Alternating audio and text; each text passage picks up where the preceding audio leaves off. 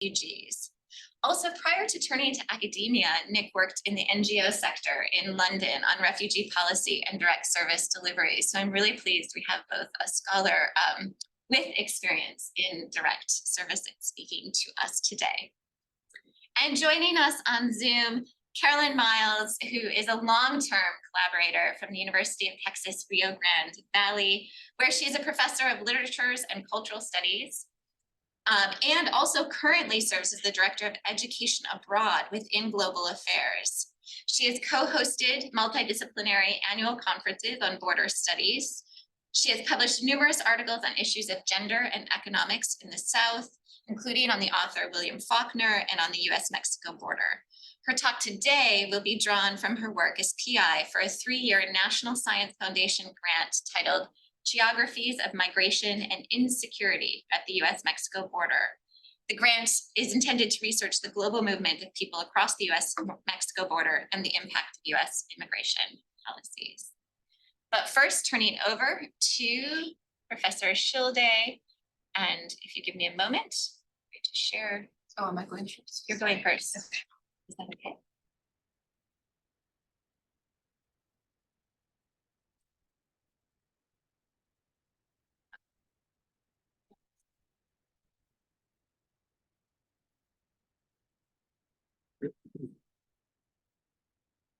All right, everyone. Welcome and thank you so much, Terry, for this. It is a pleasure to have this conversation with some of my favorite people and to have the excuse to welcome Nick and hear our other speakers as well. And I look forward to our conversation afterwards. Oh, let's see. I'm actually looking at this screen, and so I'm a little bit busy about where I'm looking at right now. It'll take me a second. I naturally am going to be addressing all of you because you're the real human beings in the room. But I'm Kaija Schilde, and when I was asked to talk about this, I kind of was a little bit overwhelmed because this whole financing of or political economy of migration and borders is a huge part of my research agenda in terms of a lot of what I've written and thought about over the last decade has something to do with this aspect. And when I say political economy of migration management or border security, what do we mean by that? I do not mean the economics of migration and border security, because there's a big difference between economics and political economy, right? Economics, that field that has really good methods and some pretty bad ideas underlying them, is the field that basically all of its models predict and expect equilibrium. So everything is retrofitted in economics to understand like a supply-demand curve. And when things do not happen in that way, it means that something's gone wrong. Well, political economy is the study about all the things that go wrong in how non-equilibrium outcomes happen. So when I say the political economy of something, I mean, why did that equilibrium outcome not happen? Why did the optimal thing not happen? And so when you say a political economy of something, you're actually saying what material interests and institutions interfered in this outcome?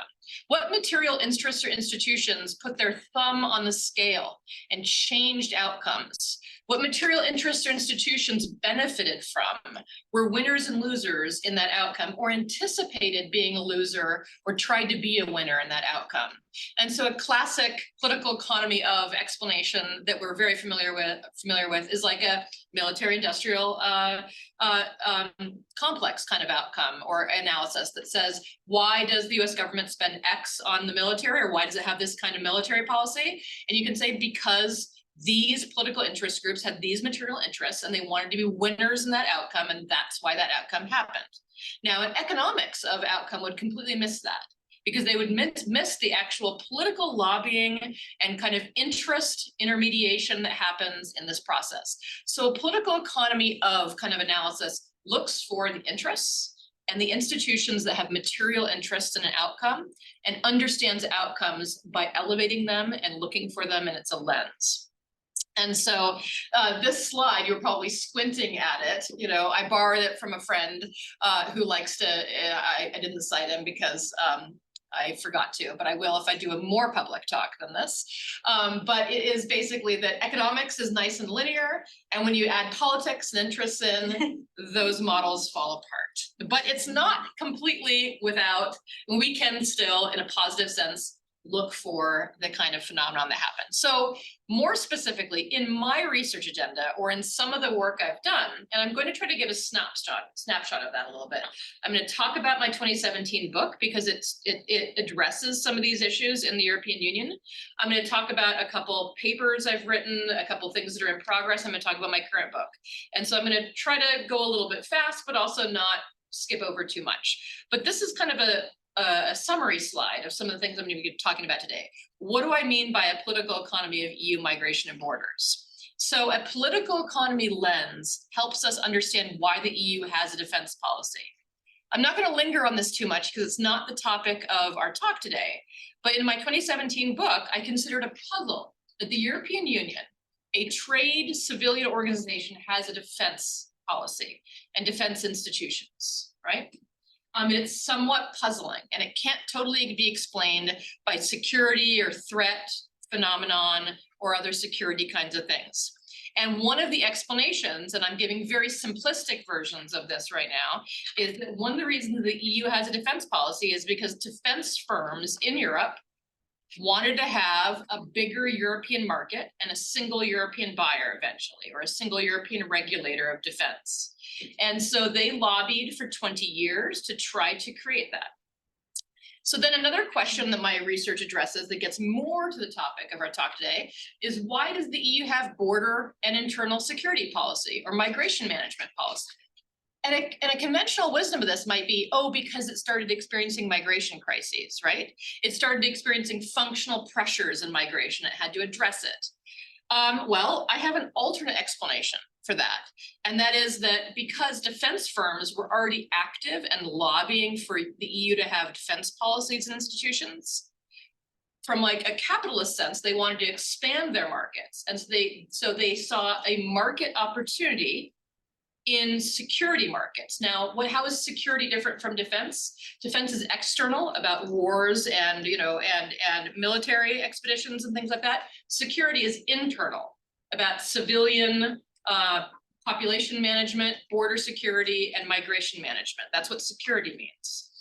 And so the interest groups that were already mobilized to say, we want the EU to buy defense equipment, mobilized then further and said, hey, let's get EU institutions like Frontex to also buy equipment. And so one of the explanations in my research is that one of the reasons we have securitized migration policy in the EU, one of the reasons we have deadly border outcomes, is not just because of more ideational things like racism or neo-colonial boundaries or things like that. It's also because of material interests, that actually the EU buys surveillance packages from firms because of decisions that were made 30 years ago, okay? And then did not then invest in a counterfactual kind of search and rescue kind of border patrol or anything like that.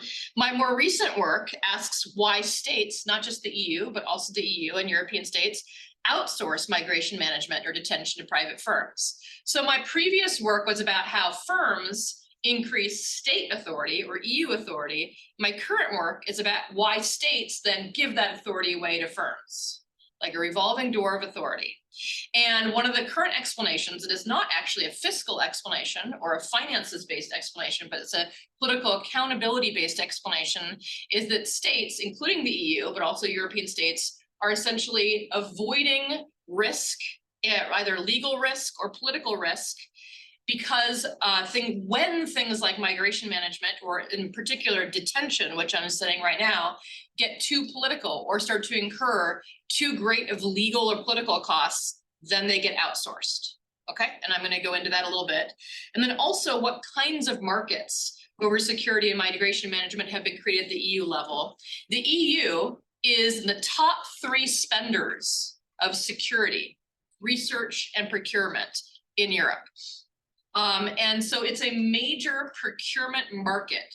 and firms know it, and firms have shaped their incentive structures around that. And actors like Frontex are now decision makers in a political economy lens about which firms win or lose, who gets contracts, right? And so this is something I've explored too.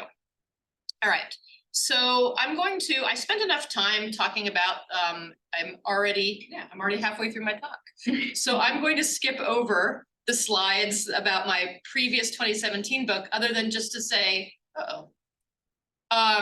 one of the things it shows, if you look at the red line, or let's look at the blue line for a second. One of the previous explanations about interest group politics in the European Union was that first the EU gets the authority, and then interest group actors come and lobby the EU for policies. And you see that, like, per that blue line, that's true in some domains. Like, first the EU got a trade authority to negotiate trade, and then interest groups came and lobbied about particular trade policies, right? However, in other areas like defense, which is the red line, you actually have interest groups mobilized before the EU got authority. So they were actually lobbying for that authority to be created. And then, and I'm not going to get into it, interest groups were delayed in migration policy in the EU, meaning that for different historical reasons, pro-migration groups or refugee rights groups were not active at the EU level. So there was an empty space for 20 years in terms of interest intermediation, where the EU didn't have social partners to help craft policy with. And the only actors at the table were the defense firms, influencing the EU over what its border and migration policy should be. So this is just my pretty picture of all the different interest groups in defense during this time. So you have actual firms, and then you have what I call informal institutions, where different, defense firms got together to create agenda setting informal institutions to help the EU make policy in this space. So I'm just gonna click, skip over all this and just go to the summary, because my slides were a little too aggressive. I apologize to Carrie. They were trying to squeeze too many things together. But like I said, this was asking me to talk about like 7 different research projects, and I tried to edit it back. And so my first contribution to this talk comes from my 2017 book, where basically I show that these defense interest groups initially mobilized. When I say mobilize, I mean they opened up offices in Brussels. They created, lobbying strategies. They started to spend major amounts of money on government relations to initially lobby for the creation of EU Defense Authority, meaning that they were saying, hey, the EU should buy defense equipment, the EU should make rules at the European level. We don't want there to be these little European markets in defense anymore. We want there to be a single European market in defense.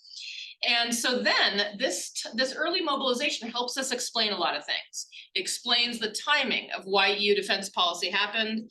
It explains the acceleration of it. It also explains why there's been a lot of progress in market cooperation in defense, but not so much progress. When I say progress, I don't mean like normative progress. I mean like institutional development in actual military or strategic cooperation. There's no EU army, right? But there's a ton of EU institutions to help regulate or consolidate defense markets.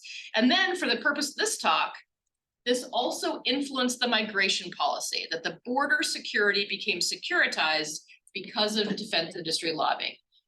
The defense industries are the only ones at the table setting the EU migration agenda.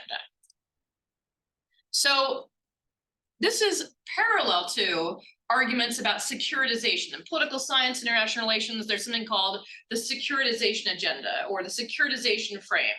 And that kind of literature explains why things get securitized, but their mechanism is rhetorical, that things get securitized because of speech acts. My work shows that things get securitized because of interests in institutions that have material interests. Okay. All right, so my current book is kind of, I already know how to write my promotion file for full professor, because I know how to say like, my first book did this, my second book did this. So my first book is about how firms influence states over security. My second book is about how states give that authority away to firms. And so it's taking as a very, very big philosophical picture, why do states take any of these public goods over security, and I take a very broad Weberian sense of what I mean by security. I don't just mean armies. I mean the authority to what is it, the Weberian, to exercise legitimate Monopoly on state. monopoly over state violence. Thank you. And so I include then prisons, migration detention, border and migration management, and things like defense management in that larger thing. And so there, I have it over there, this idea of Weberian stateness. And so this legitimate control of violence, states have been giving it away. Things like contract management over defense, these like administrative authorities over that public good of security and defense. So my book asks which state functions have been transferred to market actors, why and under what conditions do states intentionally give away these core security functions, and then when these functions get outsourced, does this constrain state power or does it expand it? Okay, so those are the larger philosophical questions. And an argument, a proto-argument in the book is like half done, but a proto-argument is that it's not, this phenomenon is not happening at the level of states, it's happening at the level of bureaucracies. It's happening because bureaucracies have become or are less tolerant to their previous 20th century roles of absorbing risk, essentially. And that risk can be societal, it can be political, or it can be financial or fiscal. And they have, and these bureaucracies have outsourced to the private sector in order to manage that risk. It is a really, really simple argument, but it's a very powerful argument. And it also has, I can be pleased to report, a ton of empirical evidence, a little bit of which I'll show you. Importantly, this outsourcing has primarily not occurred for ideological reasons. There's kind of a conventional wisdom that's not 100% untrue, but it is a little bit too fairy tale-esque that, you know, the states had state functions and then Thatcherism and Reaganism and neoliberalism came down the pipeline. And then program managers and bureaucrats started outsourcing things because they ideologically believed in the markets. There's a little bit of that, but there's not that much because a lot of these actors who are doing the outsourcing are not ideological, okay? There are some of them who do hold these beliefs and some bureaucrats who do hold the beliefs that the market's more efficient than states, but most public policy studies that program managers and bureaucrats are very well aware of, and my evidence, my research shows, is that most actors are aware that outsourcing increases costs. So they're operating under those assumptions usually. So only the most deepest ideologues actually believe this. And they're definitely a minority amongst bureaucrats. Okay, so my book empirics are in these various areas. And I have found a lot of empirical evidence that essentially outsourcing, as measured by the number of government contracts, is often preceded by an increase in perceived threats to that bureaucracy. Now, threats can be different. They can be political. They can be like accountability demands, like requests from parliaments or Congress for more information. You know, this is perceived as a threat to a bureaucracy. Now, remember, I think that threats to bureaucracies make bureaucrats say, hey, let's dump this stuff over here. Let's give this to a firm. Let's get this off our books for a little while. Public transparency requests like FOIA requests have also, in my work, I've shown that they precede things. Another person's work looked at, it's very, very similar to my work, looks at why there are private prisons in the United States. And she found that the creation of private prisons at the state level is preceded by an increase in prisoner rights lawsuits. So it's the exact same argument as my book, you know, another piece of empirical evidence. Something I'm going to show you from the European cases are that these outsourcing is often also preceded by legal threats or perceived legal threats to the organization, meaning either lawsuit challenges or things like decisions coming down from higher courts that tell a bureaucracy, no, you're being bad right now. So how do bureaucracies respond?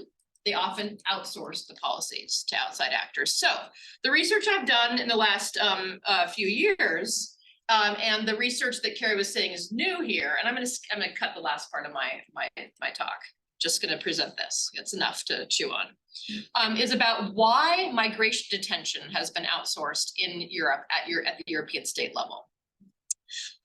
It is a phenomenon that has been going on, at least in the UK, for many decades, but in continental Europe has been about the last 15 to 18 years, okay?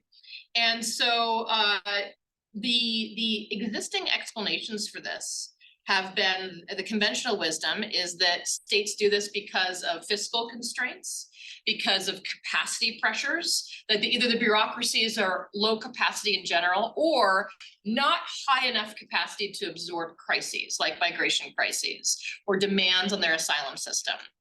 And I have not found that to be the case in any of these European cases of outsourcing. In general, there is some kind of alternate explanation with more evidence about accountability evasion. And so the case that I was researching more closely, oh, I'm not there yet on my slide. So there is state-based, of course, I'm not going to get into details right now, but there are many different kinds of reception centers or welcoming centers or detention centers at different stages of the migration process that are different, or the asylum process that are different in different countries. And I can answer questions about that, but I'm not going to incorporate that into my talk right now. I'm showing you this because a significant portion of these are run by private actors. Now, there's some of them are entirely run by private actors and some of them are partially run by private actors. I'm not so interested in the ones that have outsourced like food or janitorial services to private actors. To me, that also, it's not just my opinion, but most states have considered those non-essential government functions. States have laws about what essential government functions are, and those don't count. When you start to get into healthcare of asylum seekers, that's where things get blurry. But then when you get into the entire management of the center or the security of the center, that's where states are often violating their own constitutional laws about what a core governmental function are. And that does happen, it's widespread, entire centers are privatized. These are just some of the firms that do it, and I'm gonna wrap up in 1 minute because I know I'm at time.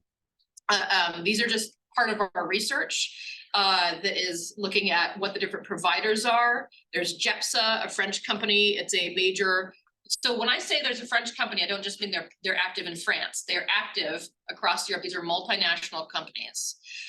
There's ORS, headquartered in Switzerland. It's active in 7 different European countries. And most of these are actually, it's also very interesting in terms of the finances of this, which I'm not even going to get into, but they're, most of these are owned by private equity firms in terms of their incentive structure as well. And so that's an interesting fact when it comes to quality of care and the replacement of government services with private services, that the care has been degraded in all these cases with the management from private equity because of the sole focus on profit rather than any kind of public good. It just got, ORS just got purchased by a company called Serco, which is a British firm. They are present globally in Australian markets as well. And so the case that I did a deep dive into with a former undergraduate from BU and also a former colleague from CFD, Isabella Trombetta, worked with me as a team on the Italian case, but we looked into the Italian case. The Italian case is interesting because it's really recent. It's also because they only started outsourcing in the last decade, later than other European cases. It's also interesting because the outsourcing of public goods in a very particular way violates the Italian constitution. The Italian constitution is designed to try to preserve public goods from private capture in very exceptionalist ways because of organized crime and things like that. There's reasons for it. However, outsourcing of these public goods has happened. It started in public management like healthcare services, mental health services, but also this prison management and detention center management. You can see the red is government run. My bad. The red is Red Cross run. And sorry, I don't know my own slide here. Yeah. Okay, for profit, there we go. Outsourcing started with nonprofit actors into the 1990s, but they were only actors like Red Cross and nonprofit providers. That's the red is the nonprofit, the red is the Red Cross, the green is the nonprofit. You can see that starting in 2013, the Red Cross drops away entirely. The Red Cross is not a service provider anymore in Italy, and the yellow is private sector providers, and those are running entire detention centers. Sorry, I got confused by my own graph at the beginning. Where this is coming from is that we have a supply-based reason for this. It's that firms are getting chased out of countries like Austria very, very publicly, but also Switzerland and Switzerland, because of public scandals of mismanagement, human rights problems, but also runaway costs.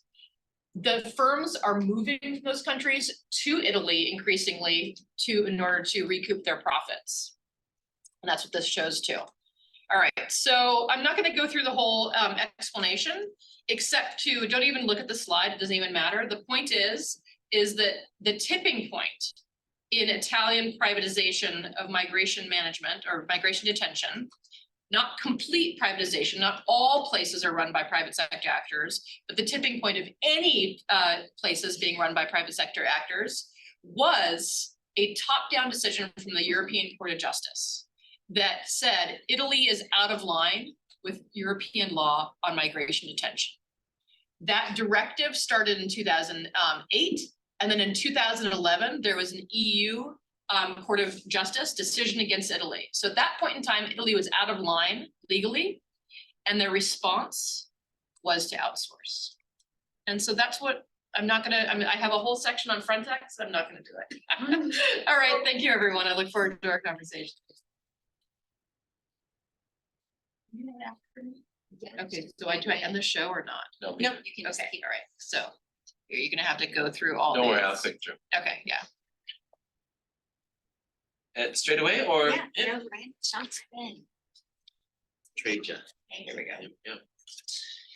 Thank you so much, and I love hearing about Kaija's new projects because they dovetail so well with my first project. And actually, a lot of my theory and stuff was worked out as a postdoc with Kaija, so our thinking dovetails very closely.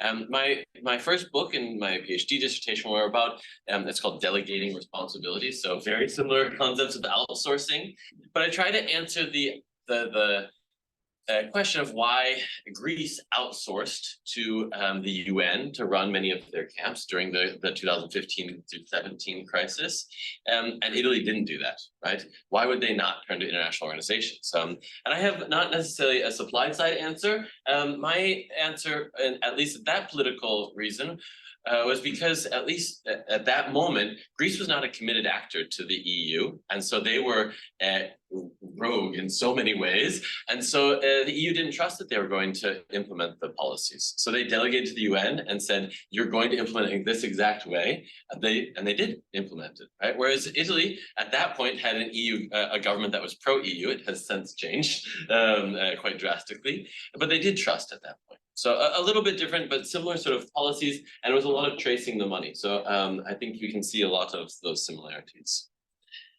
So my project that I'm going to talk about today is part of a larger book project.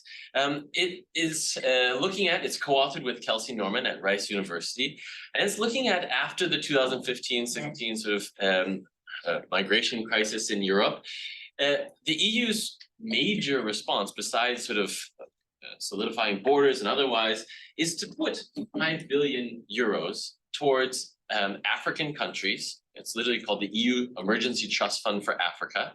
And in like subheadings, it says for the prevention of irregular migration to Europe, like quite literally saying what they're doing in the title of the trust fund.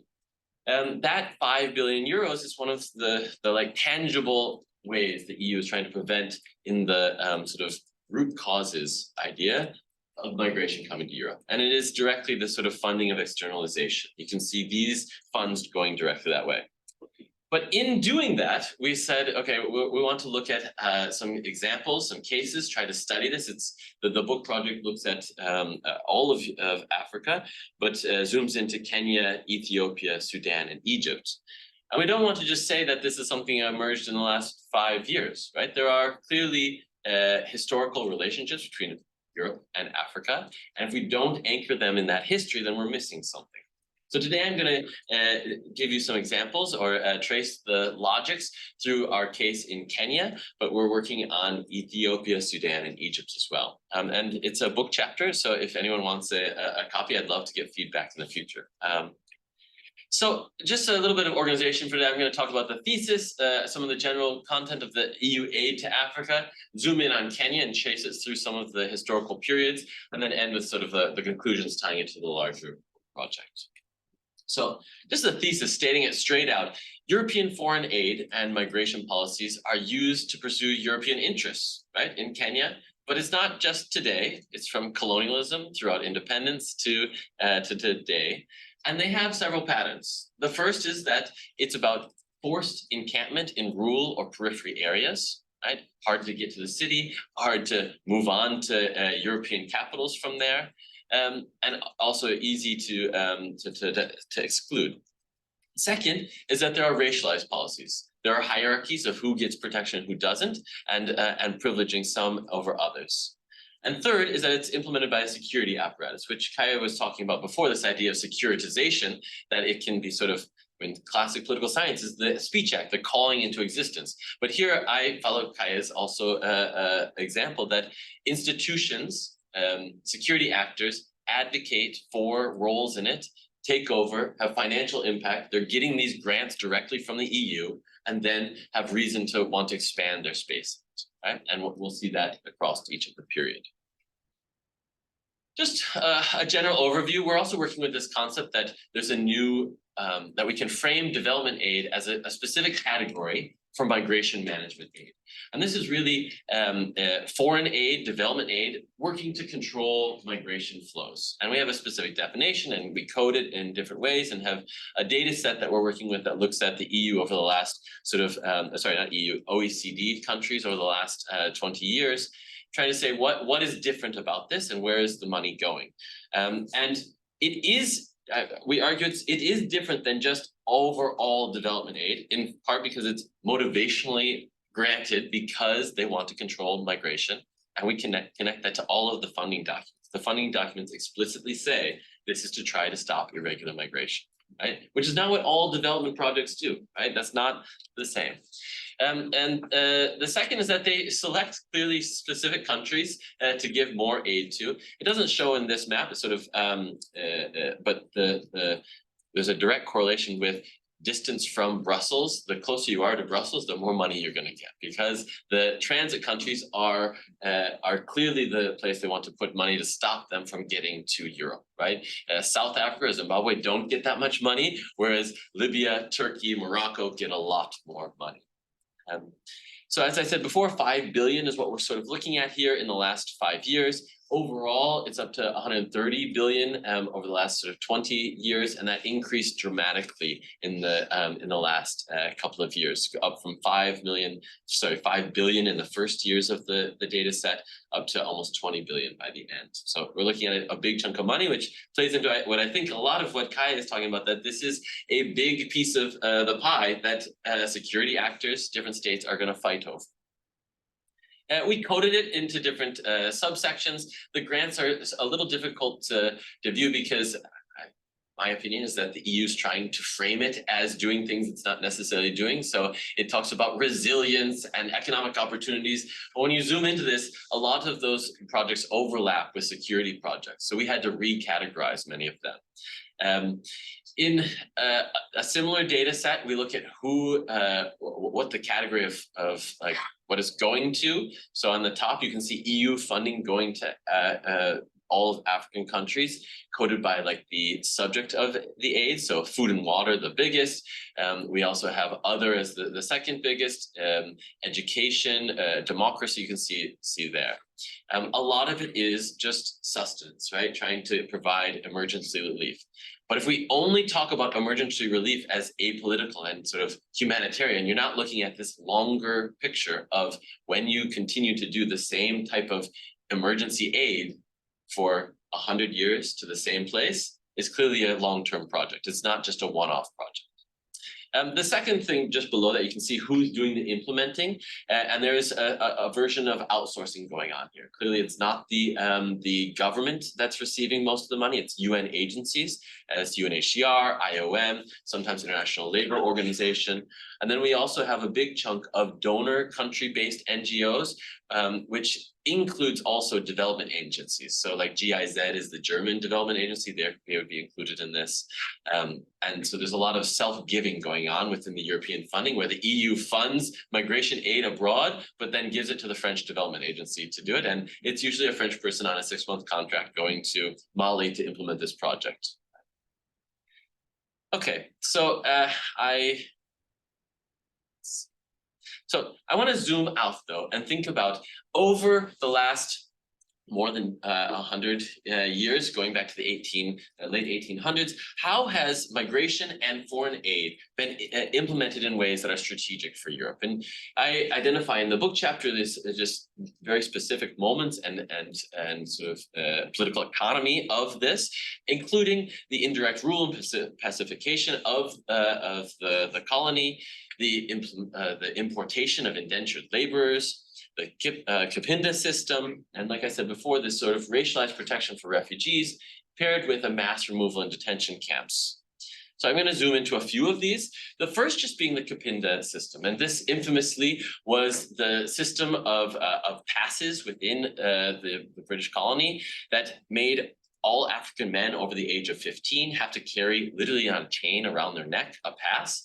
It included things like their name, fingerprint, ethnic group, but also their employer and their wage history, right? Wage history very specifically because they didn't want to undercut the other colonizers' wages, because if you knew what they were going to be paid, you shouldn't be undercutting the, you weren't overpaying the person, right? And there is a documented history. It wasn't supposed to be forced labor, but most of the accounts of how people were recruited and then employed on farms was through forced or deceit. So there are examples of young boys as old as 7 being tricked into going on a bird hunt or given candy by local officials, and then being put onto farms and never going back to their families, right? Because they're forced to use these passes to be able to move around the colony. We can look at the next step. I sort of jump forward and think about the racialized protection that happens. Right? Europe was going through a world war during this time, like Second World War, and it created a lot of refugees. The first example I'll say here is that Italy invades Ethiopia, which then displaces refugees. There are several waves of it into the Kenyan colony, right? These are, of course, Black refugees, African refugees. So the first are sort of pastoralists who are near the border fleeing conflict, and they're pushed back. They're not given any protection. The second are deserters from the Eritrean army who were fleeing the Italians, and they're given a camp near the border, again, in an isolated desert part of Kenya. And it's enforced, they're not allowed to leave. And when some of them try to leave, they're shot on sight, okay? That's a smaller group, about 300 people. The next group is a group of Ethiopians who were part of the administration, sort of part of the emperor's administration there, that were fleeing the Ethiopian occupation. They come and are given a camp. It's about 5,000, 7,000 people. And at first, the British say, well, we don't really want to provide support. But in the colonial documents, they argue, well, it would be like giving them a death sentence. So we have to give them some. But of course, they're kept along the border. The conditions are quite dire. It's camps of intense, really. And during this whole period, there's a discourse of like, are they going to integrate? Are they going to go to the cities? And you can see I was in Kenya this summer at the archive, and the top is a document arguing, questioning whether or not, this is quite a high-level official from the Ethiopian government, who's now a refugee, would they be able to go visit friends in the colony? The answer is no. They don't want Black African refugees to be able to move openly in the area. Right? This is in contrast to a different type of refugee, right? There were a section of Polish refugees that were displaced during World War II and find their way first to the Soviet Union, then Iran. This is all British moving them around and eventually settling them across East Africa. They create the East African Refugee Authority, which is British run. It has a coalition, so there's like dual leadership where Polish people are also leading. And they settle across these colonies, some in Poland, some in Kenya, some in Rhodesia and Tanganyika. But they provide them completely different type of support, right? White refugees get welcomed on a train, a banquet of food and vegetables and fruit, and an orchestra playing for them, quite literally, right? And at that point, instead of forcing them within a camp, there are camps, but they are able to move quite freely and work. The ILO and then the International Refugee Organization, which predates UNHCR, advocate that don't worry, we're not going to undercut the wages. White people will be paid white salaries, quite literally arguing that they deserve a higher pay than others. Now, this clearly reflects the racial attitudes at the time, but you see refugee protection being racialized across that whole space. So some get more rights than others. A third area that I want to talk about is sort of the internal removal and detention camps. Quite infamously, the Mau Mau, these were the rebel or insurgent groups fighting the British occupation, get moved, almost 1 million people into forced villages and camps. This comes out in 2006. I mean, it was a sort of hidden secret, but it has been quite well documented now. And in fact, had a high court decision in the UK that exposed this sort of violence. And there's been a big settlement about this. But in 800 camps around the country, people were interned, right, to be able to control these people. And they're in the periphery, of course. And almost 2,000 to 100,000 people die in those camps. This sets up a pattern of controlling movement of threats to what is perceived as a threat to the country in camps, and be able to restrict even citizens of Kenya's rights to move, right? Because these are not migrants from across the border, but internal migrants.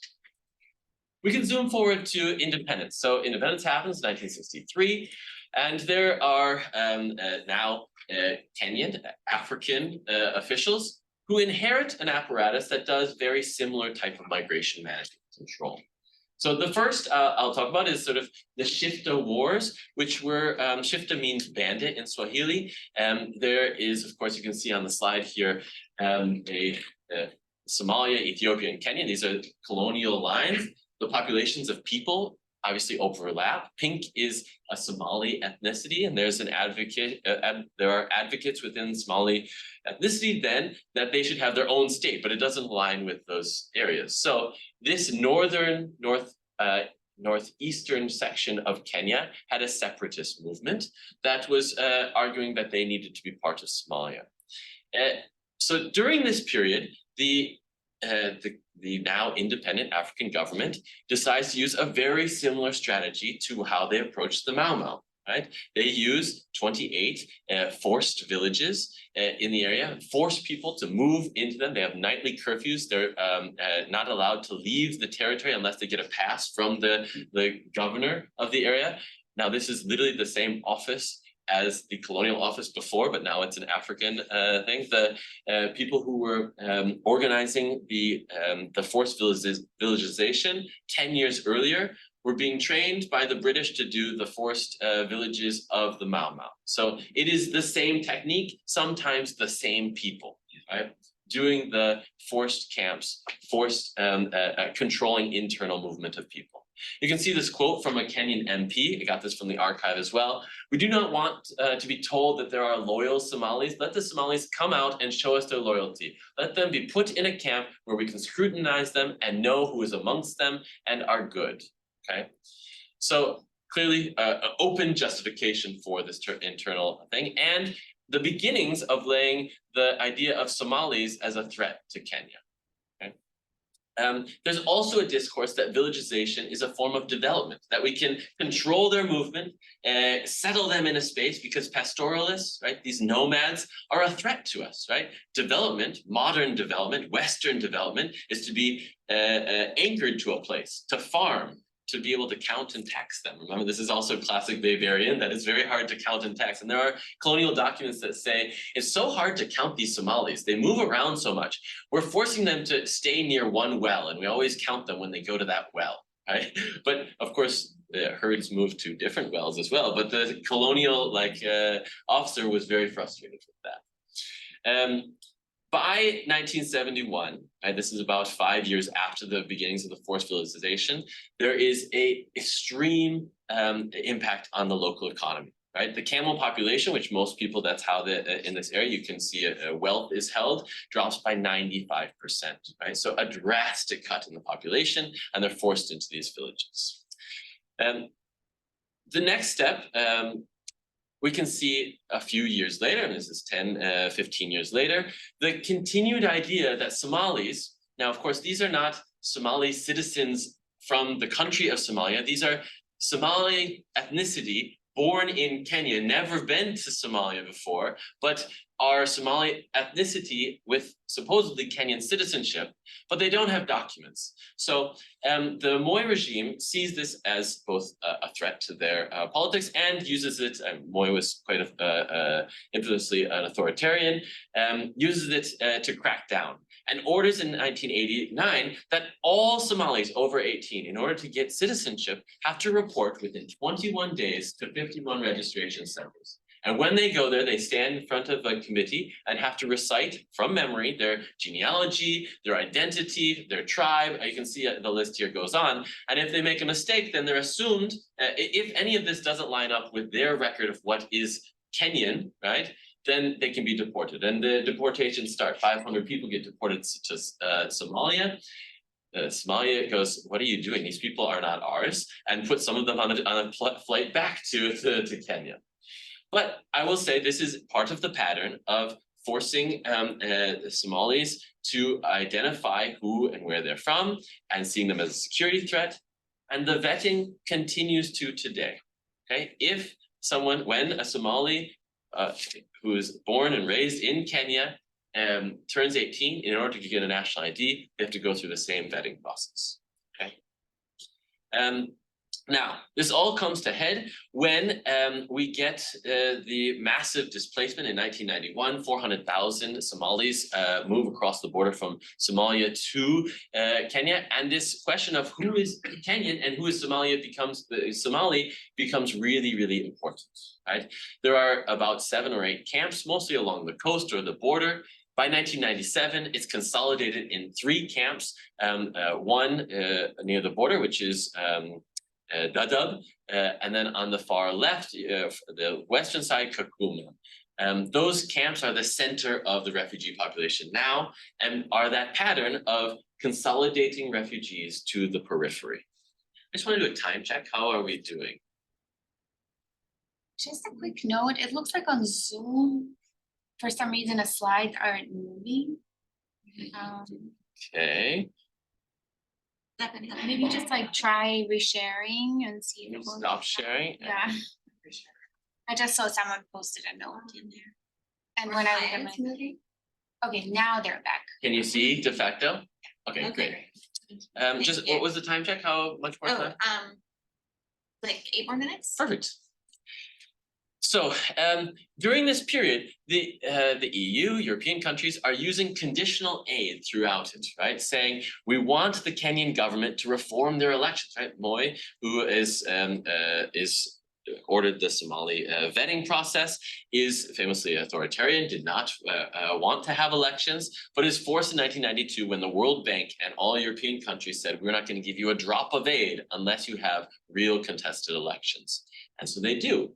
And this is a part of both a democratization process where conditional aid works. We'll say it's not necessarily works perfectly, but it does open the elections.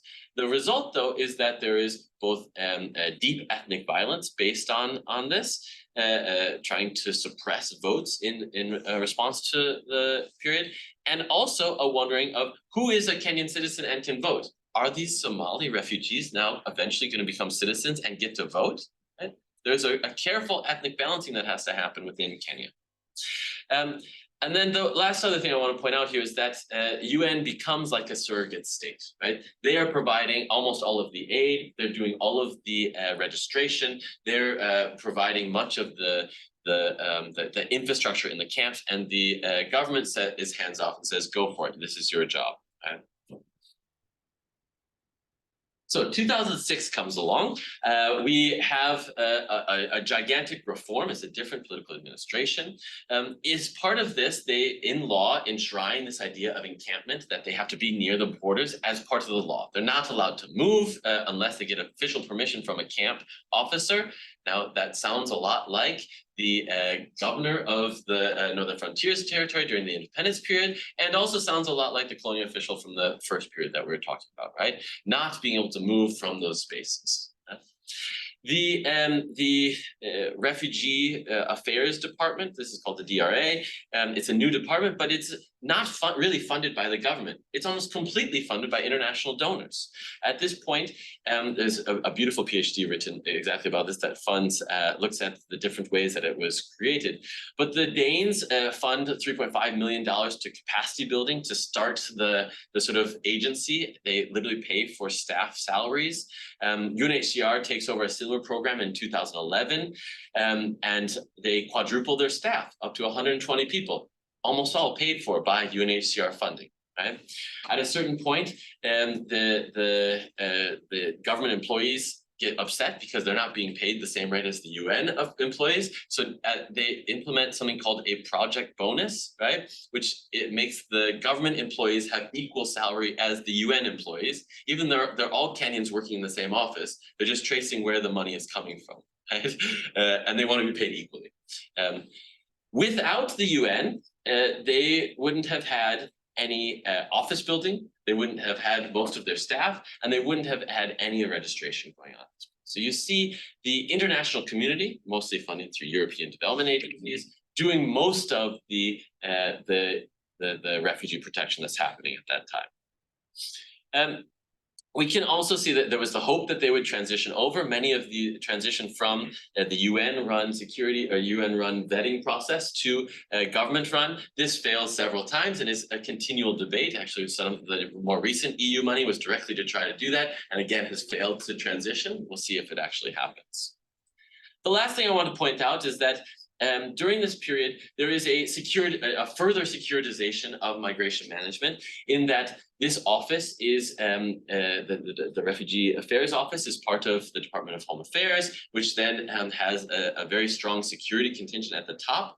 They often are using security as reasons to shut down camps or to deport people. So the one example I'll give is from the I think it was 2014 Operation Linda Nietzsche, which is Protect Our Country, in which they went door to door in Nairobi to find Somalis to try to get them either deported from the country or put them back in the camps, right? And there were something like 500 people rounded up within a week and stored, housed in the local, the national football stadium, where people couldn't leave, and they were doing a sort of vetting process to figure out if they were Somali, like origin, or if they were Somali Kenyans or not. So this brings us to the most recent period, which is the EUTF, the European Union Trust Fund for Africa, right? Which puts something like 60 million euros specifically to Kenya. The regional funds go bigger than that. And it funds lots of different things. It was very hard to trace what it is, but that was part of our project, figure out what they did. One of them is to help support the implementation of a new act, the Refugee Act 2011. And in that act, they argue that there should be, they rename an agency, they have a new database of all refugees in the area, also allow them to do permits, but it does continue the encampment policy, right, in the border areas, and requires that, that they can get fined or imprisoned if a person leaves the camp without permission. Right? Some European governments are quite optimistic about this act. They argue that there's a clause that says that there can be an integration of refugees into communities. And so the Danish government, again, put $28 million towards the Kenyan government to help them implement a government-led integrated services that hosts both refugee communities and host communities together, right? Trying to move away from this encampment. But it's not really the end result is very questionable. This larger idea is embedded in the idea of refugee self-reliance and integration of host communities.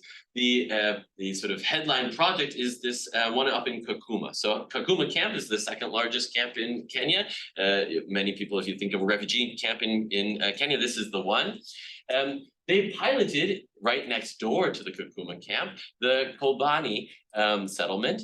It is the idea that it isn't a closed encampment. It's open, that people can trade. It's actually half refugees and half host community, right? And they want to move it away from an aid-based model to a local community integration, that people are doing economic development, that sort of thing. And they put lots of money to it. The EUTF put 14 million euros towards it, another 20 million to the camp in Dadaab to do something similar. The end result, though, was that after 5 years, something like 98% of the people in the Kobani were still dependent on aid. Right? So pouring lots of money into these camps didn't create a totally new economy or change the structure. If you're hosting refugees in the middle of a desert, you're probably going to still be reliant on aid. And again, a big chunk of this money went to counterterrorism and peace building. They created a new national counterterrorism center, put $500,000 into that, which was reportedly quite a controversial amount of money because there weren't checks on the amount of funding. They also have worked together with and trained a unit called the Anti-Terrorism Police Unit. This is the Kenya Police Unit, which is infamous for doing forced disappearances, extrajudicial killings, and violence against refugees. The Anti-Terrorism Police Unit has been reported to be doing checks along, near the coast and in Nairobi, looking for identity documents. And if they are refugees outside of camps, well, of course, they get deported out to that. And so it's using, again, the security forces to implement the policies. So let me just move to the last slide. Overall, you can see that this is a long history of conditional aid and interventions, specifically in migration management. You can see the pattern of forced encampment along the rural areas, a racialization first that is Ethiopian versus white, and then later on, Somali versus everyone else, right? Different protection for different groups, and is implemented by the security apparatus. Overall, the European interest in this is that they don't really want to change this equilibrium, right? Because they have local actors who are benefiting and willing to implement it, right? First, as like the local elites who they co-opted to do the recruitment for the Kapenda workforce, right? Second, they have local elites in the independent periods who are enforcing the policies. And third, there are local elites now along the period that are benefiting, building their whole careers in migration management. Now, in fact, they created a new Kenya Institute for Migration Studies where you can build a whole career based on this migration management. And then the larger question is that it is in the political economy of Europe to keep migrants where they're at, right? It looks like Europe is spending a lot of money on food maintenance, right? Like making sure that people are getting food and medical aid in these rural areas, which of course is a generous thing to do, but it also serves the long-term interest of Europe to keep them there so that they won't move towards Europe, or they don't threaten the status quo of this sort of keeping migrants on the periphery and not in Europe. So I'll leave it at that. I look forward to your questions and would love any feedback you have on this project. Thank you very much.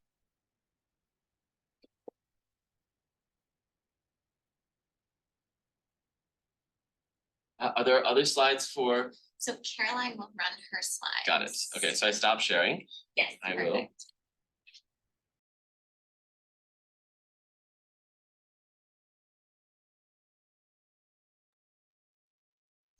For some reason. Okay, so can you see my screen? Oh, Let's see. Oh, there we go. Can you see? You can see it on Zoom, but not on. Those are still, okay, so it's showing on this, but not, On Zoom. right. Yeah, I can see it on Zoom. Where's Zoom for? Why don't we kill And us? slow. There we go, kill us. Okay, And then go, yeah, Zoom is that's, that. there's, there we go. Okay. Nicely done. Excellent. I don't know how you did it. Okay, all right. Well, I'll just start by saying that I am not an expert on funding externalization. So my talk is a little off topic, but I definitely see lots of intersections between the work that I've been doing and the last two talks. So I'm focusing a little more on the impact on migrant journeys of externalization, but I definitely do touch on economics. Okay, so I'm focusing on the US-Mexico border. So just in case some people here don't know, just to give a sort of background on the policies right now. So on February 23rd, the Biden administration proposed a new policy, the so-called transit ban, to replace Title 42, which ended in May, and MPP, also known as Remain in Mexico, which ended in 2021. It is basically now subjecting migrants to new restrictions under Title 8, which is a complicated set of immigration laws. Basically, under this, migrants must request asylum in a third country, such as Mexico, or their asylum case will not be heard, they'll be deported and not allowed to enter the US for 5 years. Other than in exceptional circumstances that most asylum seekers don't meet, non-Mexican asylum seekers can currently only seek asylum by scheduling an appointment to present themselves at the point of entry using a US Customs and Border Control smartphone app called CBP1, or if they show that they were ineligible to apply for asylum in the transit countries. Biden claims that this is an effort to create safety and order at the border. Not quite finished. But as we've heard from the other talks, this is really nothing more than, as Nick said, to serve long-term interests of the US, which is to keep migrants from reaching the US-Mexico border. The reality,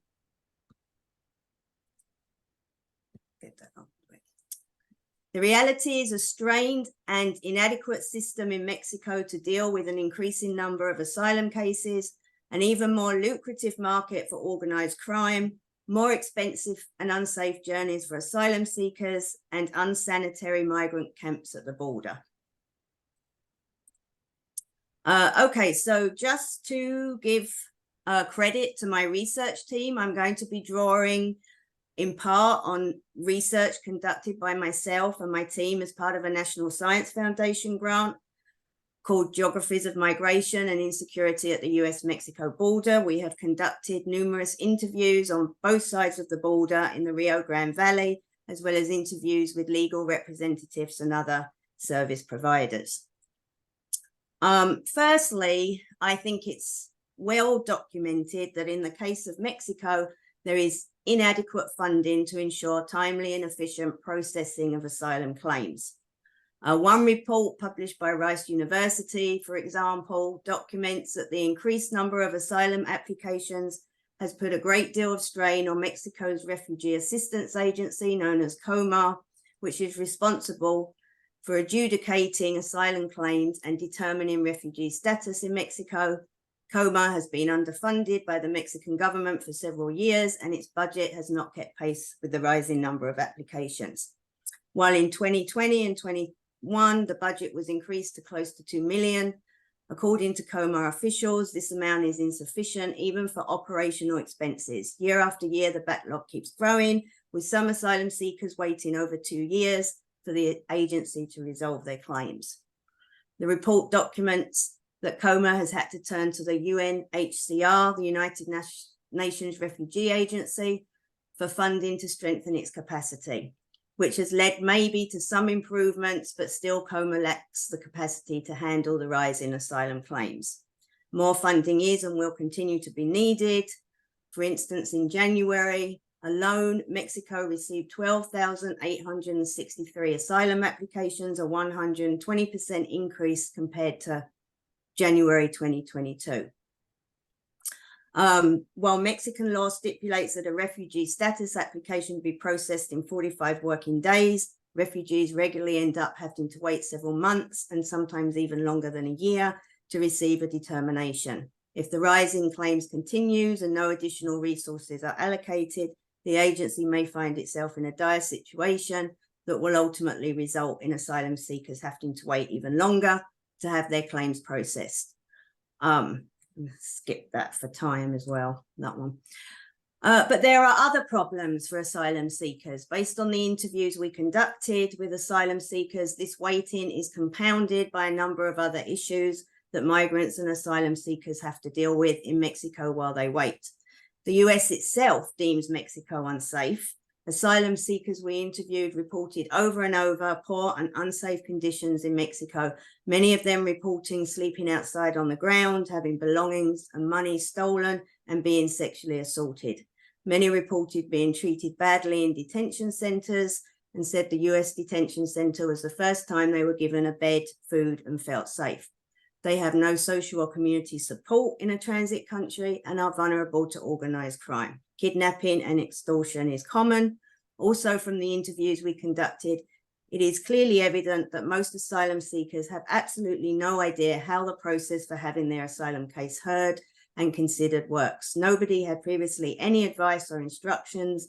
Many of them had papers written in English that they didn't understand, and they didn't understand if and when to show up in an immigration court. And that's just something that we give all our interviewees now, is a list of resources for understanding that process.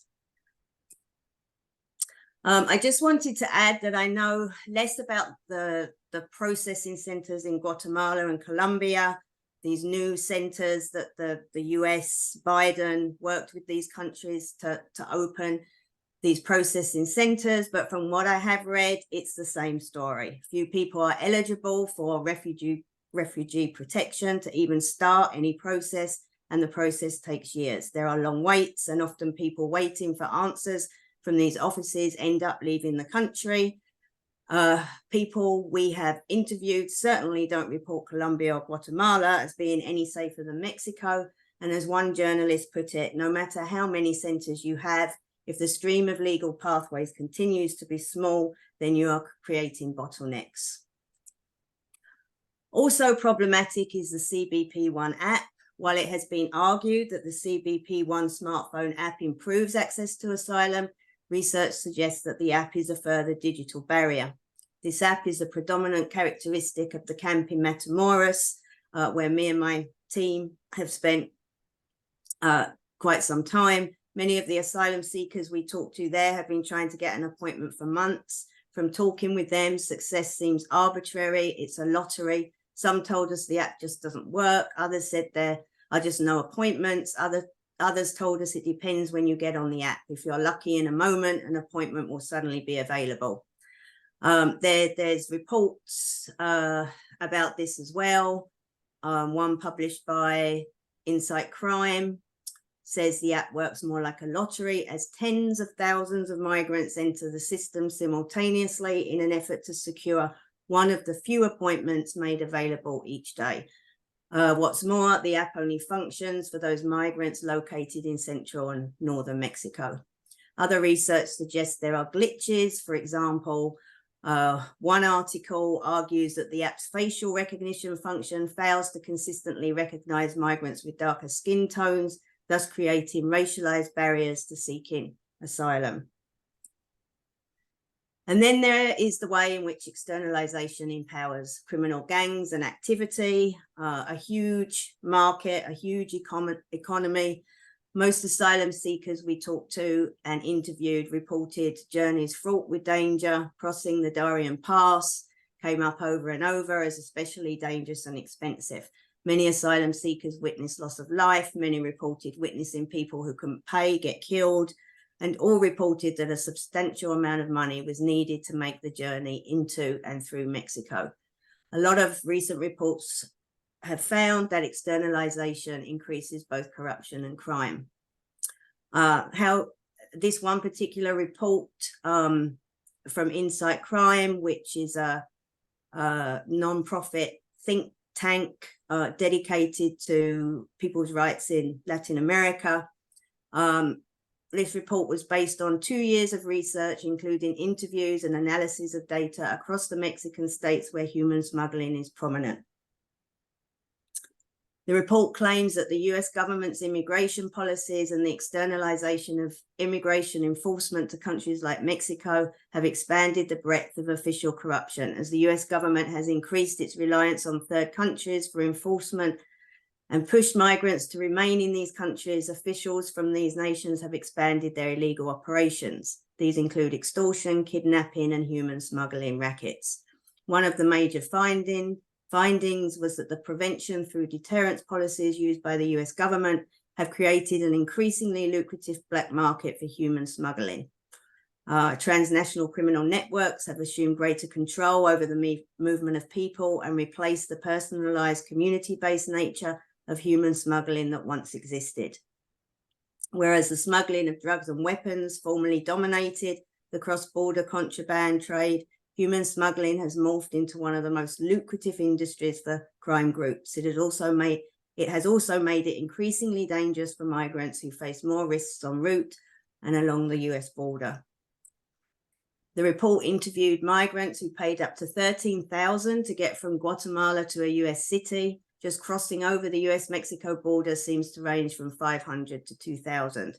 In fiscal year 2022, US authorities encountered just under 2.4 million migrants at the southwest border. Many of these migrants were encountered more than once, but if we assume that half of them, or 1.2 million, paid $10,000 in smuggling fees and bribes, the market would be worth close to $12 billion. So I'm going to go in a slightly more humanities direction here. And I wanted to end by talking a little bit about also the externalization of a troubled American psyche. Because in my opinion, in the case of the US, externalization is not just about pressuring other countries to keep asylum seekers from reaching its border, but can also be seen as part of a large national effort to distance itself from reality. As Henry Lefebvre puts it in The Production of Space, space is active. And this part is coming from my own observations, field notes, I suppose you could say.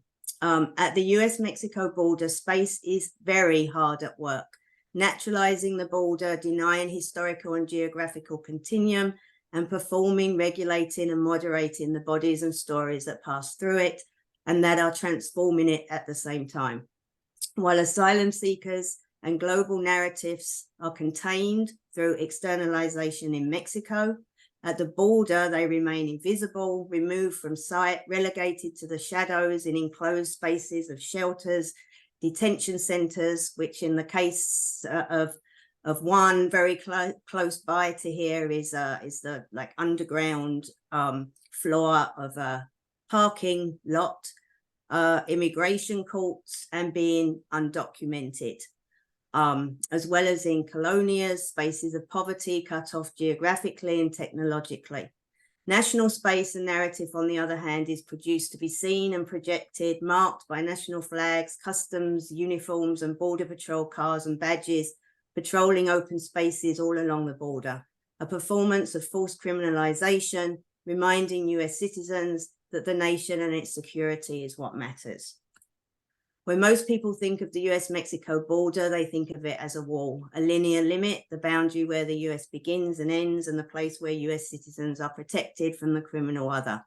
However, the border is a much larger space through which a wall cuts, a complex militarized space in which the mechanisms of control stretch from ground cameras, often on people's private property, to a militarized airspace, a space of dangerous criminal activity and human smuggling, a national psychological space filled with fear, racism, and denial, and for many asylum seekers, a space of undocumented limbo that extends well beyond the wall in inefficient and corrupt immigration courts that use people's trauma to see if they are deserving, and a total lack of reasonable, orderly legal pathways to US citizenship.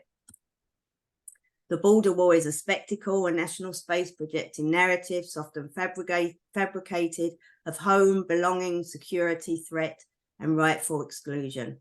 The US only narrates migrant bodies at the national borderline, detaching them from where they come from, erasing the stories of why they are coming and where they go. The long journeys of lived bodies are obscured as the long, complex human experiences of migrants and asylum seekers are reduced to a border crossing and to preventing that border crossing. Just as historians and theorists have shown how the nation's complicated relationship to slavery and apartheid was denied by regionalizing the problem, projecting it onto the Deep South, and creating an imaginary space region of backwardness, something similar is definitely taking place at the border today. By creating an imaginary crisis at the border, the nation can deny the real crisis of global apartheid and a failed immigration system, just as slavery contradicted national values and therefore had to be relegated as a characteristic of the peculiar institution of the South. The systematic endangering lives of asylum seekers also contradicts US values and must be relegated to the crisis at the border. The socially constructed national space of the border works to bolster the narratives the US seeks to uphold, security and the criminalization of asylum seekers, and also defer responsibility for global apartheid, externalization policies that endanger lives, and a broken immigration system that some would argue, as Kaija argued, is broken by design because of the money it generates, and also the undocumented cheap labor, another form of slavery that it sustains in the US. But the border is not just defined by national regulation of space, bodies, and narratives. It is also a place where these narratives are tested by the hidden spaces, bodies, and stories connoting homelessness, mobility, insecurity, global connectedness, shared space, shared responsibility, and global economies. The migrants' narratives and histories, as Thomas now says, strategically destroyed and marginalized. Stories of lived bodies, when allowed to emerge, provide a humanizing alternative to reducing them to numbers, lines, flows, and smartphone apps, and can work to undo the narratives at the core of the social imaginary of the nation state. These people emerge as strong, resilient, resourceful, eager to work and contribute to the US economy, mothers, fathers looking for a better life for their children, dreamers, future US workers, immigrant hustle, people smiling with a sense of humor in the face of tremendous hardship, people who deserve to be heard, helped, and appreciated, and that promise to positively contribute to US society. And can you pause the recording for a minute? I just end by saying it is these people who deserve to be seen rather than hidden, relegated to the shadows, criminalized, cut off by policies of externalization, and left at the mercy of inadequate asylum claim processing in unsafe countries. I realize I'm preaching to the choir here, I'm sure, but the point is, as a country, and hearing the other talks, right, maybe not just America, we need to change the questions we are asking and the narratives we are telling. As long as the predominant narrative in the US is national security, nothing will change for the better. And of course, the fact that national security are absolutely the same in America, even though it's not sort of my area of expertise, but I am aware that the border wall building, the money that goes into the border patrol, very much security here is also driven by capitalism and political economy. Okay. I'm done.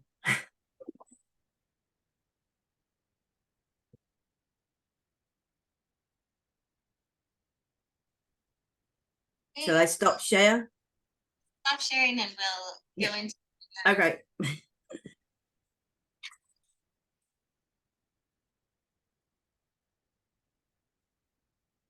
And for those on Zoom, you can type your questions into the Q&A function and we'll bring them into the room. Yeah, And I Rachel, go started. ahead. Thanks, Sure. first of all, thank you so much. And thank you for showing us the faces of people we're talking about.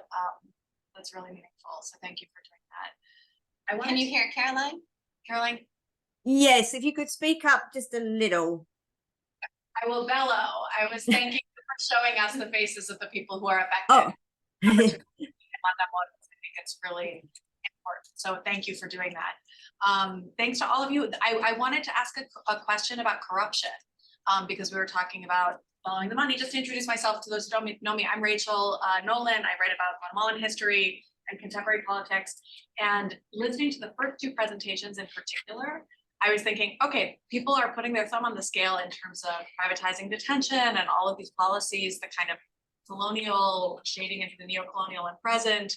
And I know the Latin American case much better, and was surprised to read about some of the first massive deportations in the 1950s, with apologies for the racist name of the program, Operation Wetback, which took place in 1954, was the first mass deportation of Mexican farm workers, the semi-enslaved or enslaved labor that Nicole was talking about up until the present day. And there were contracts with Mexican firms that had to do private deportations on boats and planes and trains that had concrete ties to Mexican Congress. And these were like corruption scandals within Mexico in the 1950s that didn't really spill over into the US. There doesn't seem to be much like US news coverage of it at the time. And these were uncovered, and then the same Mexican companies kept getting the same contracts. So what I wanted to ask about was, it's not just corruption, like the kind of legalized corruption of lobbying in Brussels that Kaija is talking about, but are these firms engaged in like corrupt relationships with local governments in terms of the EU funding that's going to Africa or to Kenya in particular? Like kind of what are the if we're following the money, like what are the corruption networks? And not just in the sense of, oh, we're sending the money to hope that people stay home, because that's very familiar also for the Alliance for Prosperity in the Central American context. Like rich countries love to send money to poor countries and hope that poor people will stay home, right? We know that that doesn't work, and that part of that is just the money falling out, the holes at the bottom of the bucket. But even before the money gets sent, what are the kind of corruption circuits, if we can know about them? And I know sources are challenging, but I was really surprised to find some of this evidence about the 50s. So I'd love to hear you guys talk about it a little bit. Straight away or more questions? Why don't we take it? It's a big one. Yeah. Yeah.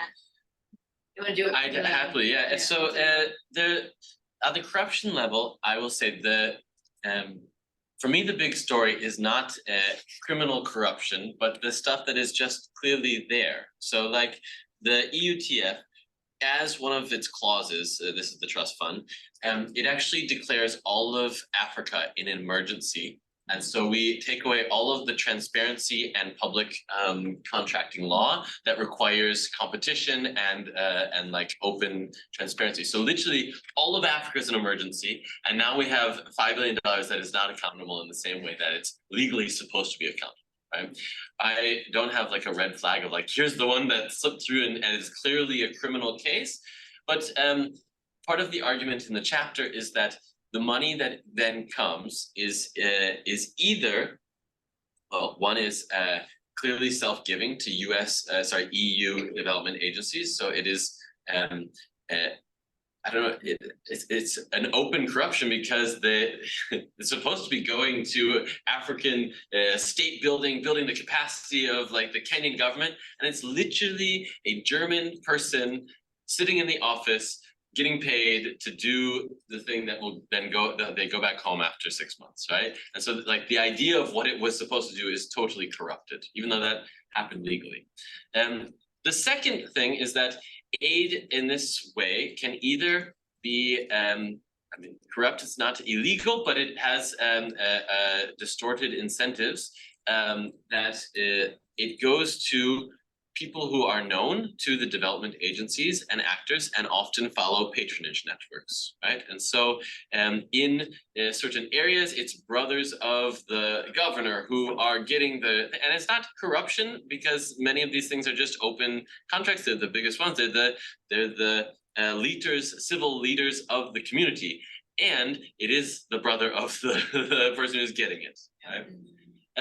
The last I will say is that with much of this money, it is we apply a concept of aid fungibility, which is that when you pour in millions of dollars into a corrupt government, you may have strict accountability measures to that aid. So the EU has famously a big paper trail that like you can figure out exactly where that money is going. But because now they have $1 million more to spend on education, the money that the government would have spent on education now can be allocated somewhere else, right? So the fungible part is, okay, we have to be accountable to that aid. So great, you know that we're spending on education, but any money we would have put towards education now can be spent in a more fungible way, right? And that is often through the security apparatus. And it's hard to document. I mean, it's not the move from one account to another, but it is wow, how could they afford all of these security forces now to do these things? Well, it's because of these influxes of money that make other things possible. And the governments directly, they're not so shy about it. They go, well, of course, that's the UN's job. We just let them do it. So we don't have to do education in camps anymore. But like that money goes somewhere else. So that's my first. So I really appreciate that question. So it is both that kind of question was the motivation for me to go into a lot of this topic, and also I wouldn't have partially answered it, but it was what I was going to talk about in the part of my talk I just didn't talk about, which was literally called "Follow the Money" in EU border security. It's like a file drawer paper and project, but it takes seriously this question of corruption. The problem is that the reason I started saying the political economy of security is because corruption is not a thing. It's not, the only corruption that's actually measurable or enforceable, like per World Bank standards of good governance, is bribery, individual level corruption. Capture, institutional warping, that is not corruption. Patronage networks, it's not corruption. It is the political economy of something, and so I'm not correcting you or anything, but I'm saying that, this is absolutely corruption, but we don't have either discursive tools, legal tools, like analytical tools for talking about it. It is simply that the public sector, public goods are, being altered, right? The outcomes are being altered by material inputs, correct? And so what I think is interesting about that is if you think of it over time, right? Time is the really interesting part here, because once you have that warping, the question is, how does that get locked in, right? Through political networks then. And so the part that I was going to present, and I'm not going to walk you through all of it, but I'll just point to it, is that I don't have smoking gun evidence of this, but the question is how, so given a few facts, the EU is now one of the largest, has created procurement markets in border security funds and in migration management. And so Nick spoke to the accounting or the spending and the interest and the patronage networks when those funds are spent outside of Europe. What about inside of Europe? Are there interest, intermediation, or representation or patronage networks inside Europe? So I have a project that is 80% done, and it got file drawered 3 years ago, but it was looking at who spends and who gets to decide who spends on that, right? Well, the European Parliament actually has a little tiny bit of control over the spending, especially in terms of controlling the purse strings of Frontex spending and different things like that. They don't have agenda setting control, but they have some financial oversight. And what's interesting is I took military industrial complex theory, or thinking about parochial interests. Who are the parochial interests in this situation? They are not local districts the way they are in the US, in Congress, but at the European Parliament, the parochial interests are the states. If you look at spending, you see that those countries that have ministers of European Parliament sitting in the LIBE committee, which spends the money or controls the money have outsized budgetary benefits over EU border spending and internal migration management, right? And so you're saying, okay, yeah, a German guy got the contract. And I think I can say why the German guy got the contract. Does that make sense? Intra-EU. Yeah. So that's how way to see the world. Right? Yeah. Caroline, do you want to jump in on corruption? Well, obviously in Mexico, you have the organized crime problem so there is corruption, but I don't know how much of it is exactly intentional, and a lot of it is turning a blind eye, but my understanding is that especially right now, US policies have exasperated the power of organized crime. But I don't know. I don't know enough to say if that's impacting the funds that are supposed to be going to the processing centers. But organized crime is impacting everything right now. Detention centers, the way that detention centers function, is what I understand.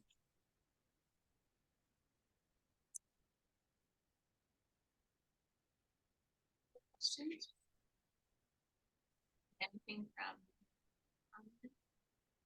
No. I have a question. I wanted to follow up, Nick, on your sort of towards the end of your slideshow, you were talking about in Kakuma camp, there's the sort of push towards local integration over encampment, even in the same region. I don't really have a fully formulated question, but just sort of wanted to hear more about that, especially so there's like UNHCR's 2014 policy on alternatives to encampment, and the EU has been pushing a move towards local integration, but always in the global south, right? Not in Europe itself. And I was wondering what your sort of research has been and what the sort of historical connection is there in like Kenyan pushback to local integration, right? Because it seems like that's sort of like the larger global north or Western economies are pushing for local integration, but then there's a lot of resistance in like the Kenyan national government to that, which prefers to maintain encampment as the status quo. So the question was just sort of like, is that the right narrative there, and what are sort of like the colonial origins of that as well? Absolutely. So this is like a huge push that the UN, UNHCR has been saying for a long time, refugee self-reliance. It's also part of the global compacts as well, and that it's a new way of working. Let's just have it's not a new way of working at all. It is deeply rooted in this like a dichotomy of that in the global north we don't expect this, and in the global south we do expect this, right? And we can trace some of this language back to the 1980s. Actually, there were two big conferences that UNHCR held in the International Conference on Refugees in Africa, and then the International Conference on Refugees in Central America. And their big agenda was about refugee aid for development, and that like we shouldn't have them in closed camps. People should be integrated, and that way you can use development to do that. So like it has a long history of that, so it's not new, and it has created new opportunity structures for these negotiations. And so some of my previous work has been about sort of the refugee blackmail that happens between the Kenyan government and the EU. So threats to close Dadaab are very common, right? Every couple of years, there's another threat that the national government says we're going to close Dadaab. And a few months later, the international community comes with a new package of aid. Mm-hmm. And so we're now in a cycle of, it's intersected with security in that it's always also often triggered by a security event, either Al-Shabaab or several others, which then becomes racialized because Al-Shabaab is Somalia-based organization. So there's always this bleed over of, are Somali refugees actually terrorists, and we should close it. So there's that intersection that's going on. There is a 3-level game though that's happening, right? There's the international level, there's a national level, and a local level that's happening. And we have to take that nuance seriously. At the international level, these threats are clear. Like we have quotes from ministers who are directly saying we're threatening this. If the international community ponied up more, we wouldn't do it, right? And then the outcome is that. On a national level, there is a clear balancing that's going on about the periphery and the core, right? The periphery is the border territories, provinces that don't have much power, don't have much economy, and frankly, the ethnic groups that are there are periphery to the state, and so they are not prioritized in any way. And so the best example is Dadaab in the Northern Frontier province. Is a closed camp. People can't move from Dadaab to the capital if they want to, right? Same background as this. And the implementing factors now are that like the UN is doing the regulating, right? The UN is closing the camp. It is a facilitator of that, right? On the local level, there, at least in Kakuma, there's a really interesting dynamic in which the local governor who created the sort of regional development plan was a former NGO worker with the international community, sort of put together this development plan and approach, fundraised off of it, and tried to say like this could be an economic bonus for our local community, right? So selling it that way, which is what the UN hoped it would be, right? The fundraising was not very successful. Let me see if I can pull up the stats right away. So it was supposed to be, let's see, over 100 and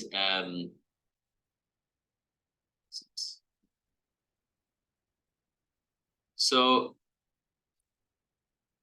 the quote I have is, perhaps the most effective purpose of refugee self-reliance was fundraising by the international, by the Kenyan national government and the governments. Despite being government-led, the government only spent 5 million, that's 5%, while the international donors put 100 million. So despite the idea that it would be a like great way to get a local economy going and get this going, it's still heavily reliant on international funders, right?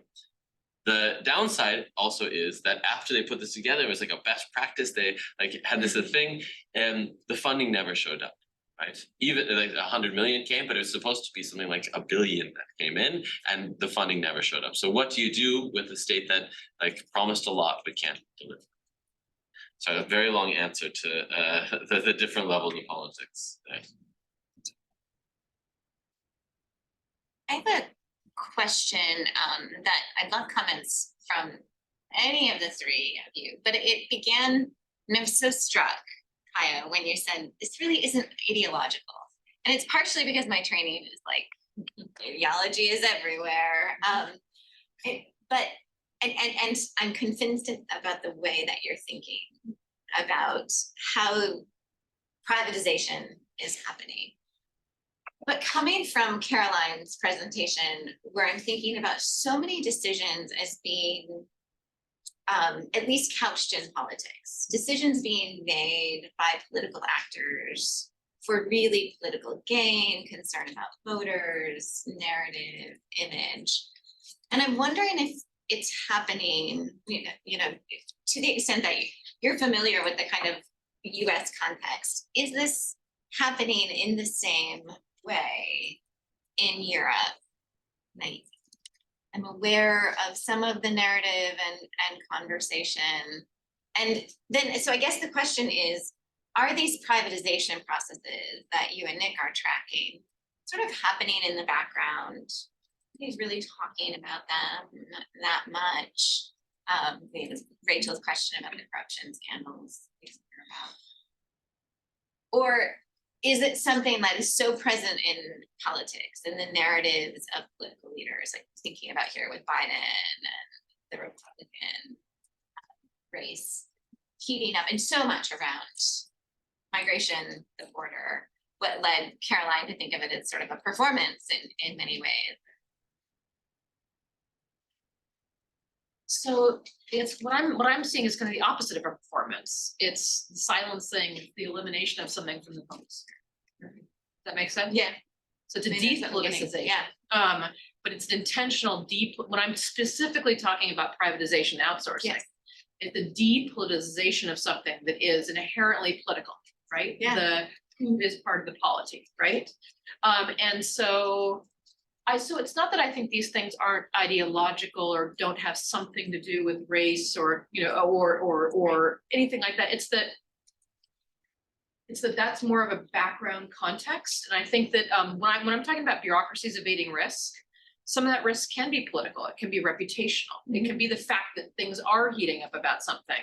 But it's a taking the organizational power they have and depoliticizing something to keep it secret, or to keep it out of the public sphere and the debate about what should be done.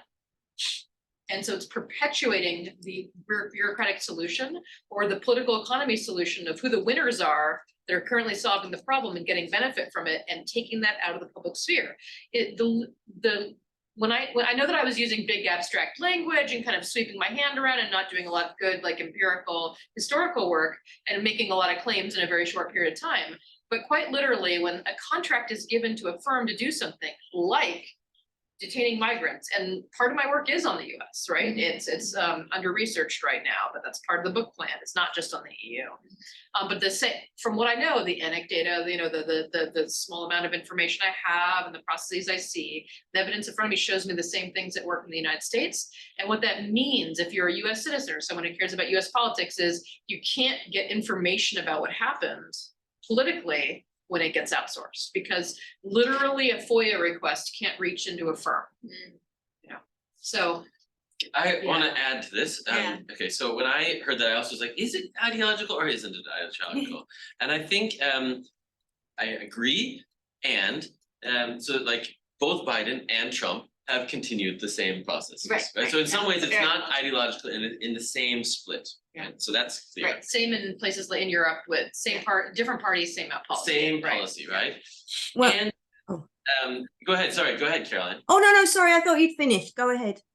And then, so the next layer I want to say is that, like in the humanitarian sphere, you also have these like very much bleeding heart aid workers who are advocating for the exact same privatization, in part because they're trying to take away from authoritarian governments the responsibilities for refugees. So you see, it's in that way, it's not ideological. It's the same thing, but there's an overarching logic there that is driving processes that isn't ideological, but is based on some of the political economy that Kaija is talking about.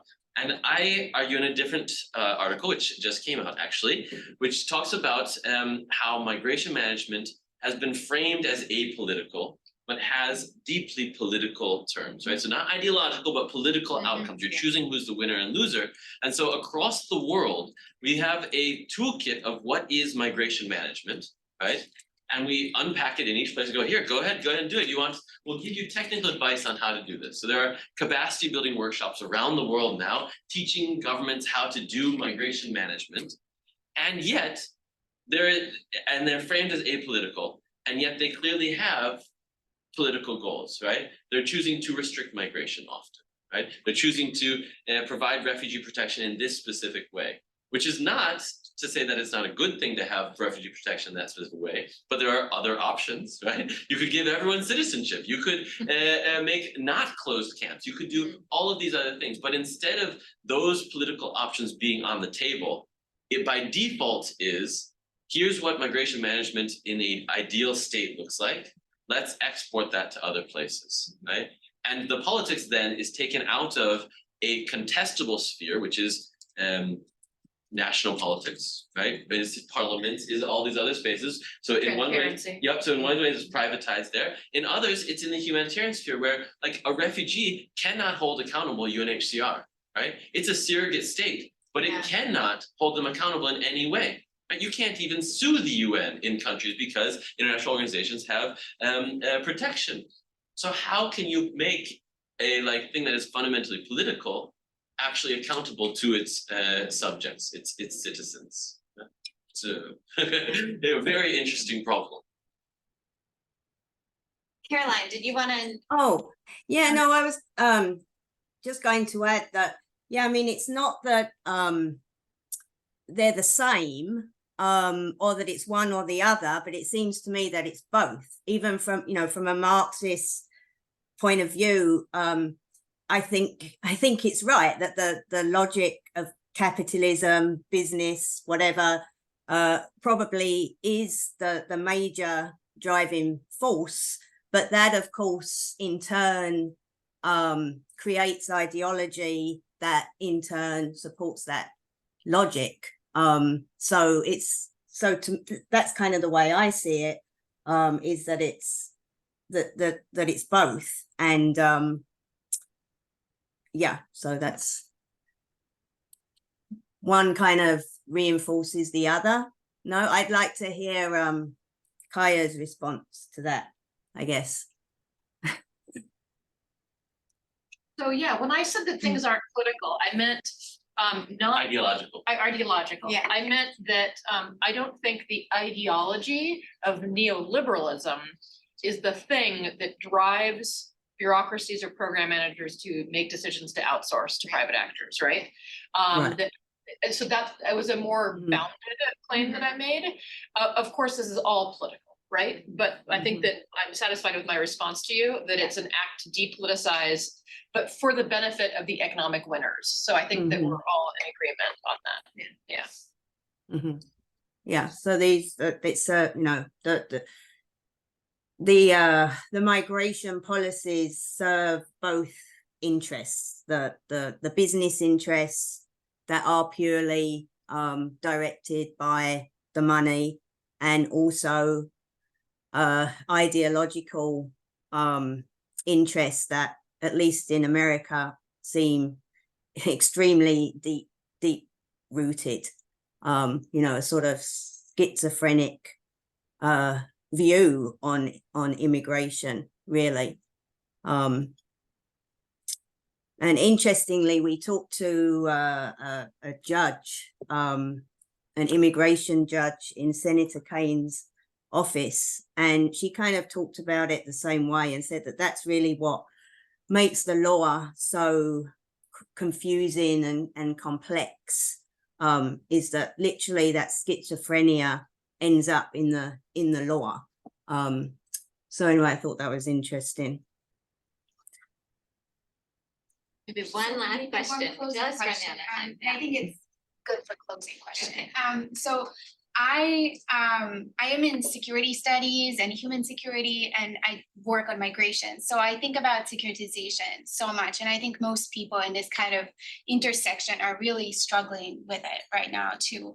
And so I was wondering, for Kaija and Nick, if you could maybe share a bit about what you hope your work will achieve. Like, where do we go next, you know, by showing sort of how these private actors are involved, by showing how depoliticization works, didn't do that right, and then also like how, you know, these historical connections, I mean, which you did so well pointing out, this is not a new thing, it's just becoming maybe perhaps more extreme and more visible in some sense. I think more people are writing about it too, which is good.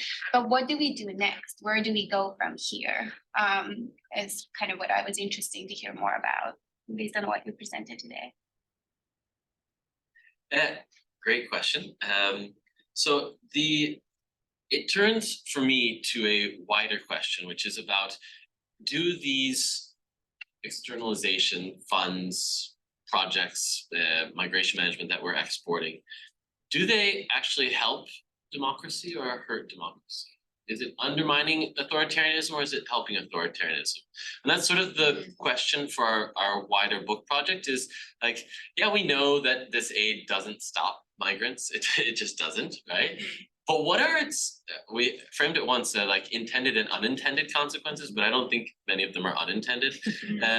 What are those consequences? And you can see quite empirically that security actors become the front actors for migration, right? That doesn't have to be the choice, right? There could be humanitarian actors, they could be civil servants, there could be other bureaucracies that are mobilized to provide support, but it always is security. And they are chosen by Europeans to be those, right? And I mean, there are African elites who are partners in that, but it's the security actors that step forward and are empowered.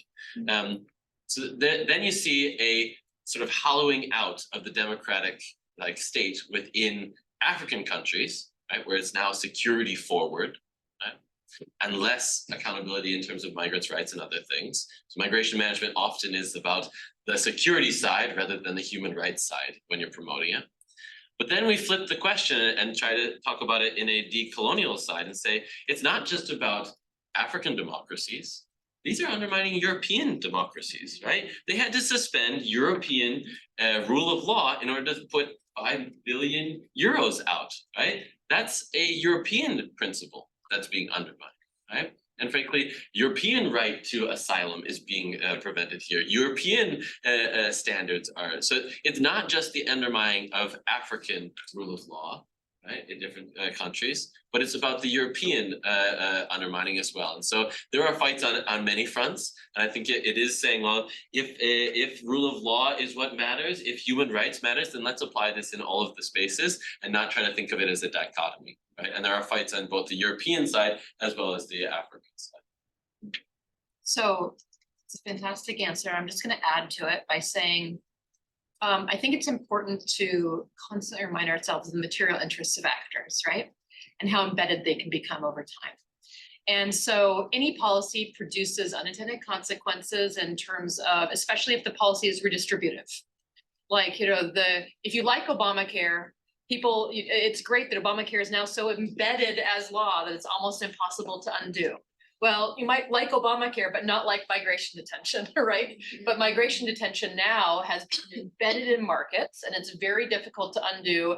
And I would predict only becomes perpetuated over time because people's mortgages, interests, you know, children's college educations are all tied up in the continuation of those profits, right? And then therefore lobbying begets more profit, begets the, you know, further embeddedness of it. So that's all very grim. But I would say that the way forward then is to understand two things. To understand that bureaucracies are embedded interests as well, protect themselves through this cat and mouse game of transparency. So transparency regulation. So my one word answer is regulation. Okay, increasing regulation with the awareness of unintended consequences in this space. When democracies try to have liberal reforms or liberal improvements in law, one should anticipate that the bureaucracies in those democracies are going to not be anti-democratic, but they're going to protect themselves from transparency pressures. And therefore regulation should anticipate that, right? Liberal in the liberal market sense. Is that what you mean? No, I mean in the democratic sense. Yeah. I mean, bureaucracies and democracies are going to protect themselves first and foremost from transparency pressures, because those are threats to their standard operating procedures. Yeah. I see the world as a set of bureaucracies and interests. And so liberal as well, but like I meant actually democratic. Yeah. Liberal democracies. Like if you go down one level, liberal democracies are comprised of organizations that want to protect their standard operating procedures. And so any transparency reforms, which I, as a general small L liberal, am going to love all transparency reforms, but organizations resist that. And they resist them through moves like outsourcing, right? That's what I see in my work. And so I think that regulation should anticipate that and should anticipate sunlight kinds of regulations over that. And I mean specifically like FOIA laws should extend to contractors. Very simple things like that. If FOIA laws extended to contractors, bureaucracies would have less incentive structure to outsource for those reasons, right? And I mean that in the US, I mean that in the European context and beyond, but US and Europe are the big gorillas here because of the funds, the ideology, the interests and everything. And then the second thing is just contract law innovation should anticipate this in terms of contractors should not be rewarded for for money saving only. They should be held to human rights standards. They should be held to the kinds of the things that bureaucrats go to jail for, contractors should go to jail for, things like that. So if you wanted practical solutions. those are my ideas.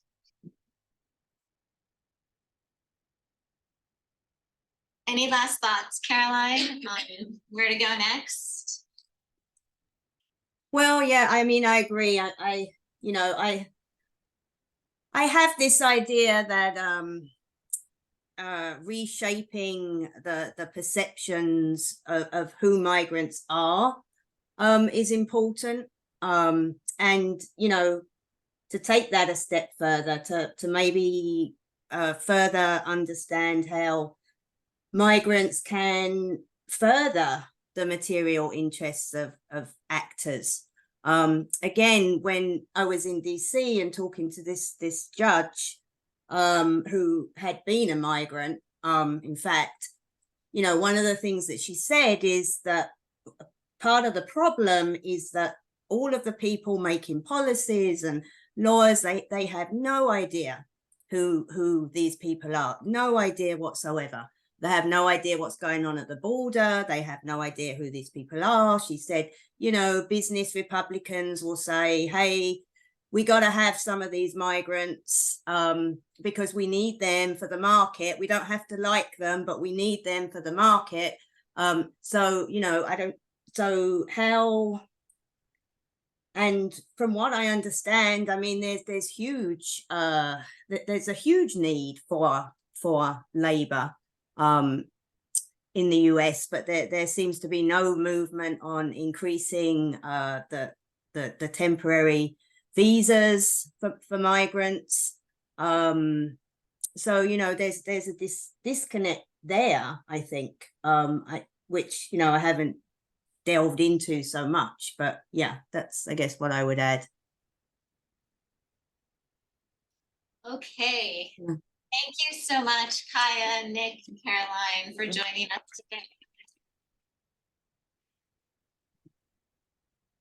And please watch the letter for future events. Thank you. Thank you so much. you. Bye. Thank you. Thank you